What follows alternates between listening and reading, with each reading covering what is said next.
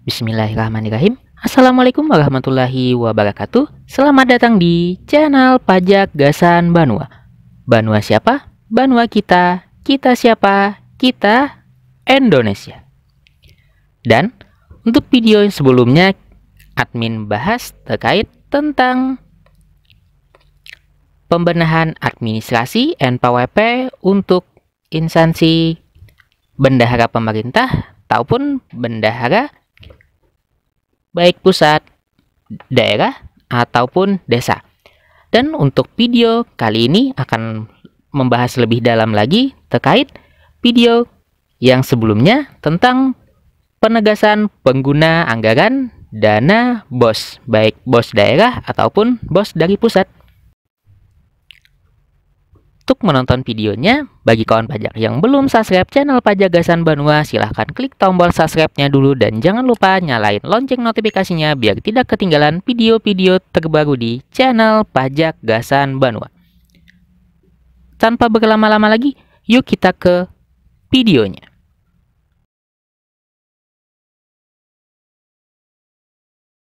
Terus untuk poin kritis di NPWP itu yang pertama dari penegasan untuk pengguna dana BOS itu harus memiliki DIPA sendiri. Jadi kalau DIPA dari kawan pajak itu belum memiliki DIPA tersendiri, itu belum bisa. Jadi DIPA itu harus tersendiri, terus kode satuan kerja atau wilayah itu harus memiliki, maka bisa diterbitkan NPWP instansi pemerintah dalam satu organisasi pada kementerian, baik negara atau lembaga atau pemerintah daerah yang dapat diberikan lebih dari satu NPWP sesuai dengan satker pada unit organisasi tersebut. Jadi apabila yang memiliki DIPA sendiri. Terus kalau misalkan tidak memiliki DIPA atau semacamnya, lantas bagaimana ya? Apakah masih bisa membuat billing untuk bayar pajak atau lapor pajak atau ya administrasi perpajakan lainnya? Nah, jadi untuk bagaimana dengan sekolah penerima dana BOS? Nah, sebabkan yang paling banyak DIPA-nya itu adalah ya ruang lingkupnya sekolah.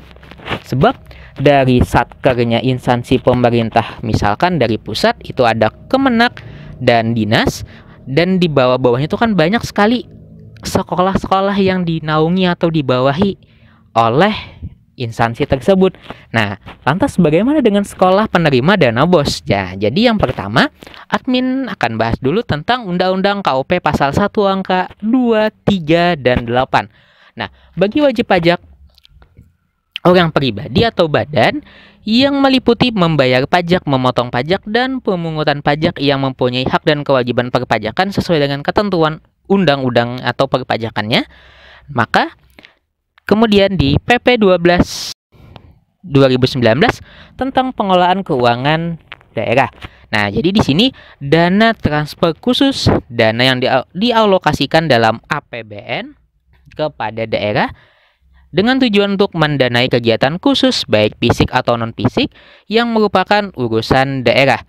DPA, SKPD, dokumen yang membuat pendapatan, belanja, dan pembiayaan SKPD yang melaksanakan fungsi BUD sebagai pelaksana anggaran oleh PA.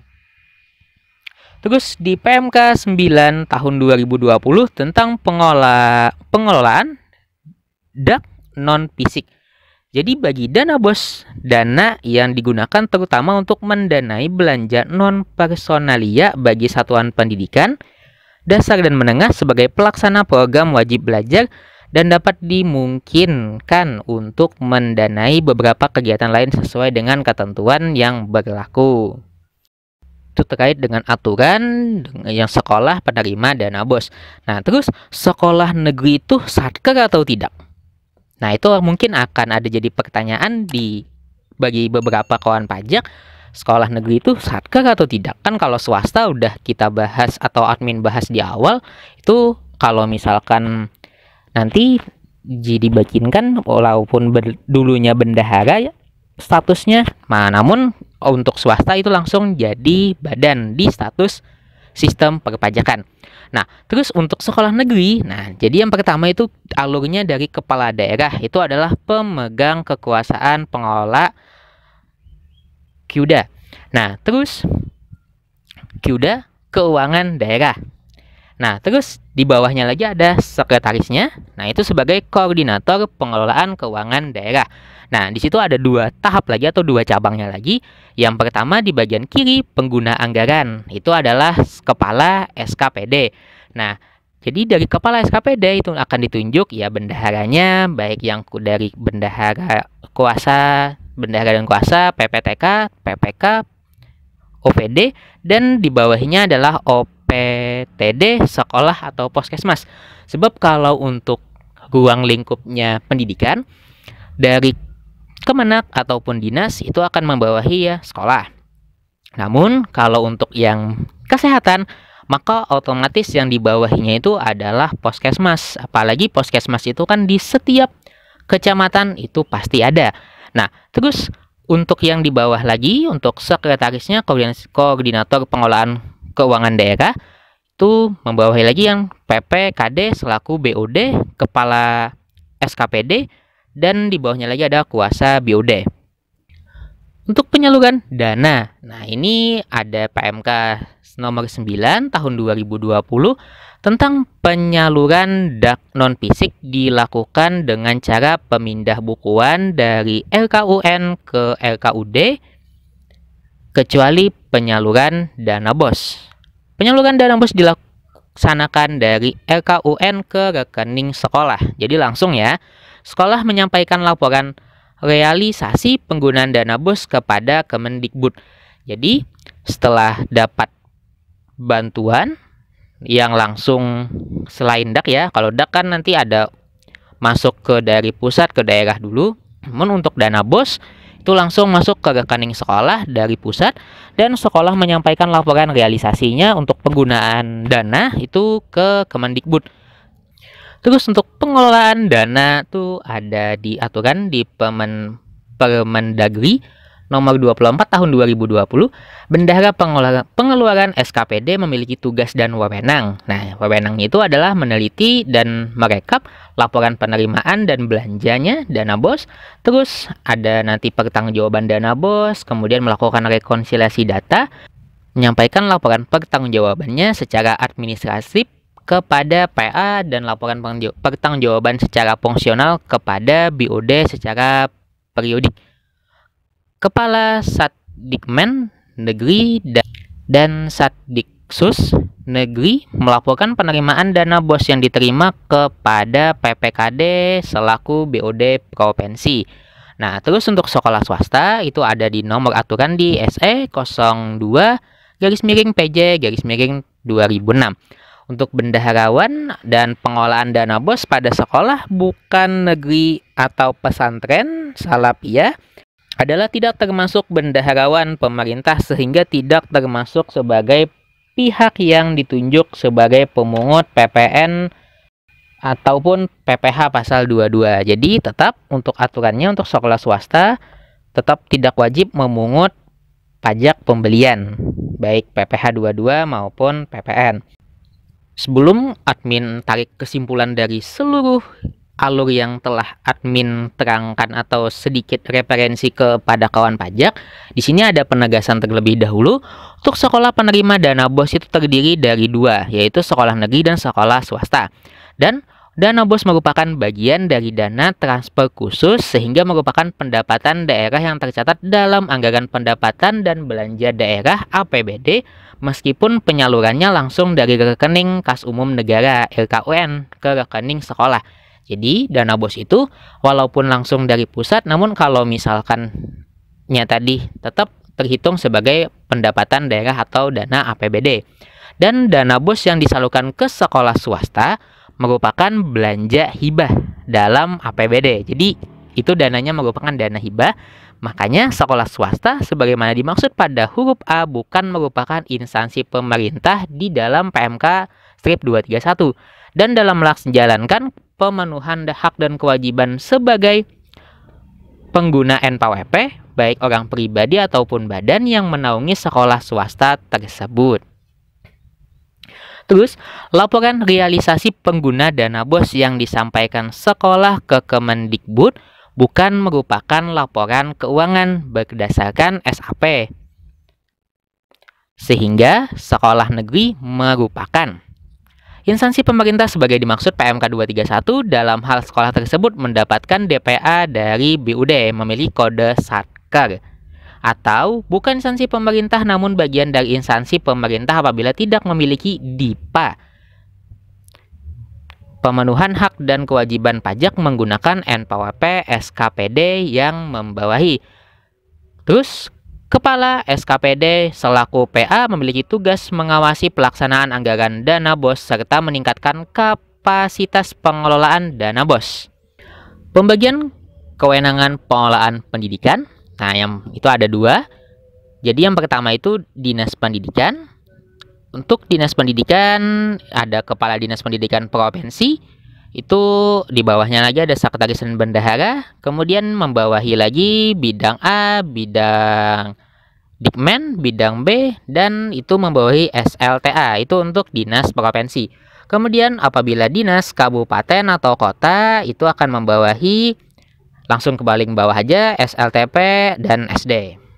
Jadi, kawan pajak, kesimpulan yang dapat kawan pajak ambil dari penegasan dana BOS ini, nah, akan admin bahas.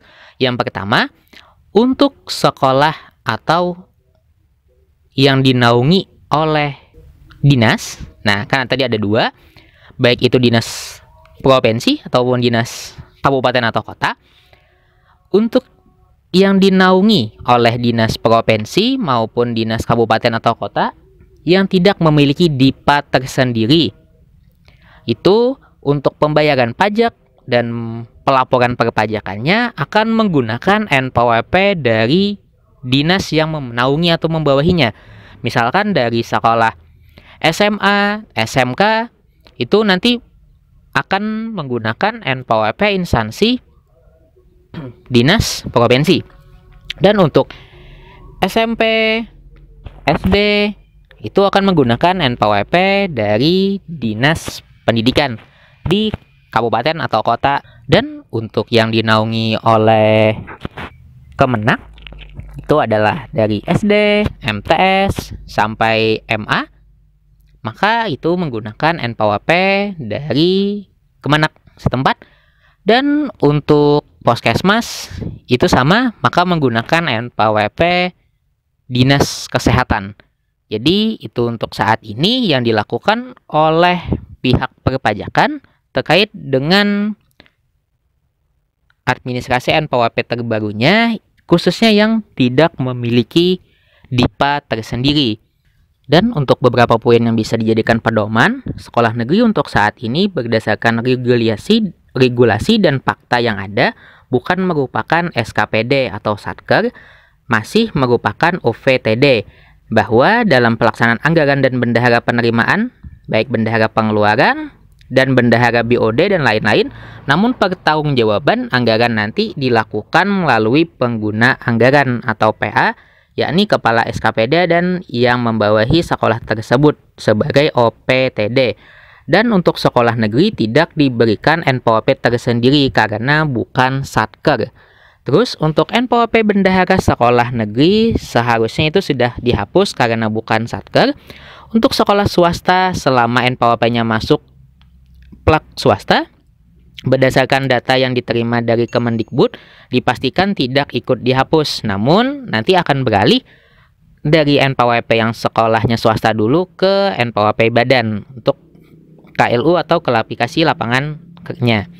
Untuk yang ke 237, sekolah yang diterbitkan NPWP hanya sekolah yang berada di bawah pengelolaan kementerian yang memang diberikan kode Satker tersendiri. Jadi yang memang betul-betul memiliki kode Satker tersendiri oleh kementerian tersebut. Untuk CAP 270 sekolah negeri baik SD, SMP, SMA tidak dimasukkan. Kalau ada sekolah negeri di CAP tersebut berarti tambahan dari KPP dengan mencantumkan DPA.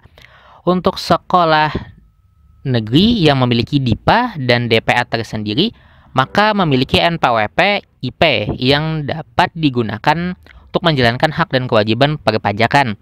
Nah, bagi yang tidak memiliki DIPA dan DPA tadi, maka menggunakan NPWP Dinas Pendidikan atau yang membawahi atau menaungi mereka tersebut. Mungkin video terkait pembenahan administrasi NPWP bendahara dan penegasan untuk dana BOS cukup admin sampai di sini dulu. Apabila kawan pajak ada pertanyaan terkait dengan ini, bisa ditanyakan di kolom komentar di bawah, dan lebih bagusnya lagi ditanyakan ke kantor perpajakan setempat biar lebih afdal. Nah, bagi kawan pajak yang belum subscribe channel Pajak Gasan Banua, silahkan klik tombol subscribe-nya dulu dan jangan lupa nyalain lonceng notifikasinya biar tidak ketinggalan video-video terbaru di channel Pajak Gasan Banua. Dan jangan lupa juga buat kawan pajak untuk ikuti atau follow baik Instagram, Twitter, Facebook di Pajak Gasan Banua. Dan bagi kawan pajak yang suka mencari informasi terkait perpajakan, apalagi tentang perpajakan terbaru saat ini atau terkini, silahkan kawan pajak berkunjung ke situs website Pajak Gasan Banua di www.pajakgasanbanua.com. Terima kasih banyak telah menonton video-video di channel Pajak Gasan Banua. Semoga bermanfaat dan Assalamualaikum warahmatullahi wabarakatuh.